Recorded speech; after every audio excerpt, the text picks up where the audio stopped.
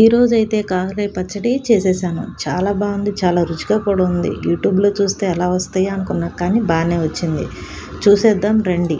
పచ్చడి ఎలా చేయాలో కాకరకాయ ముక్కల్ని కోసేసుకొని బాగా తుడుచుకొని ఎండబెట్టుకోవాలి. తర్వాత చింతపండు నానబెట్టుకొని నీళ్ళు పోసుకొని నానబెట్టుకోవాలి. తర్వాత కాకరకాయ ముక్కలు నూనెలో వేసి వేపుకోవాలి. డీప్ ఫ్రై చేసుకున్న తర్వాత దాన్ని తీసి పక్కన పెట్టి, తర్వాత పోపు గింజలు తర్వాత చింతపండు ఉడకబెట్టుకోవాలి. అందులో బెల్లం కూడా వేసుకోవాలి.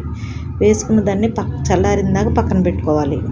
బెల్లం నేను కొంచెం వేసాను, సరిపడా మీరు వేసుకోండి. తర్వాత కడాయిలో నూనె పెట్టి పోపు గింజలు, ఎండుమిరపకాయలు, ఎల్లుల్లిపాయలు, కరివేపాకు, ఇంగువ కూడా వేసుకోవాలి. తర్వాత ఆవు పిండి, మెంతి పిండి, చింతపండు పులుసు అన్నీ వేసుకొని కారం ఉప్పు కూడా వేసుకొని కలుపుకొని, తర్వాత కాకరకాయ ముక్కలు కూడా వేసి కలుపుకొని ఇది 2 రోజులు ఊరిన తర్వాత ఉప్పు సరిపోయిందో లేదో చూసుకున్న తర్వాత అన్నంలో వేసుకొని తినాలి.